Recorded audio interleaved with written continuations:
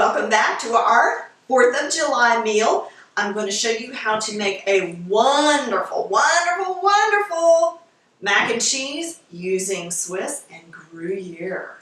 So it's going to be a little bit more special than what we normally do for mac and cheese. We're using an entire pound, but use whatever your favorite noodles are, right? Your favorite macaroni product. I like, for this application, I really like the Fusilli. So those are the ones that look like the little spirals, okay? In salted water with a teeny bit of olive oil and cook it to just barely al dente, okay? Okay guys, so now for our roux, we have 4 tablespoons of unsalted butter in there, and we're gonna add a couple of tablespoons of flour at a time. And remember that your butter can have a different kind of water content. So you want to don't just dump in some prescribed amount.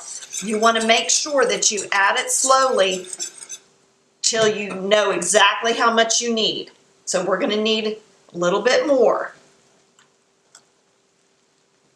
And that is about the consistency that you want. See that there? So where it's kind of lumping together, almost like a wet cookie batter. See that there? Now we're going to cook that down. We're going to cook that down until it's just beginning to golden brown for us a little bit. While that's cooking down, we're going to add the rest of our spices. A little dash of garlic powder. Little dash of turmeric, and just a little sprinkle of yellow mustard. And we have to add our salt, so we're going to add a couple of teaspoons of salt.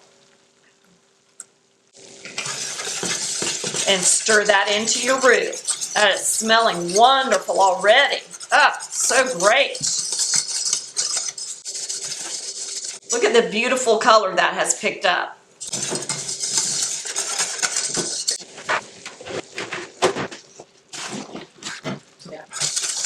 Okay.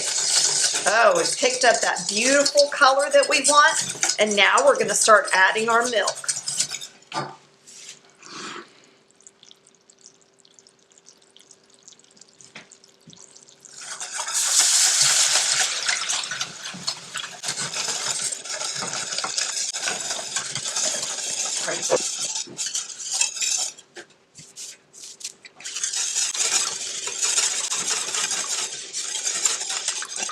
See how that's starting to get milky white on the top? Mm-hmm. See that little froth right there? Mm-hmm.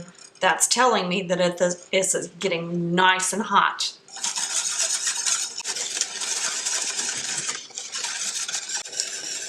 Okay guys, now in is going to go our combination of Swiss and Gruyere cheeses. Once our cream sauce is at that place, it is now turning into a bechamel sauce because we're adding the cheese into our thickened cream sauce.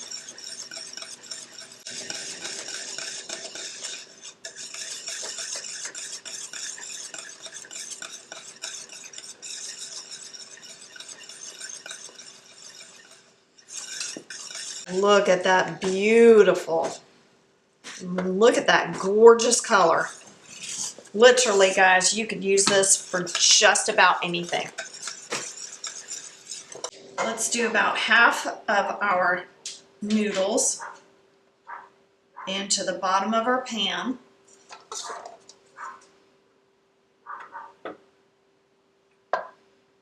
And then we're going to ladle in our bechamel.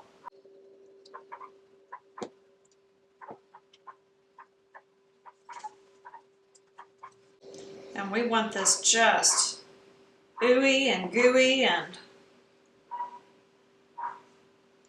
full of all the good stuff. All right, now a little bit more of that Swiss and Gruyere blend. It's going to go in there. And I'm going to finish with the rest of our noodles here.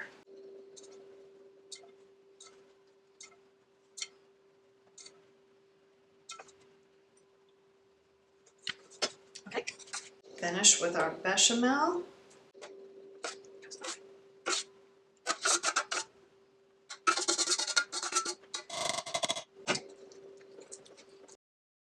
And now guys, you're going to top with your remaining cheese, and I have added a little bit of Mozz and Provolone blend here to make sure that I had enough to cover the entire top of this dish.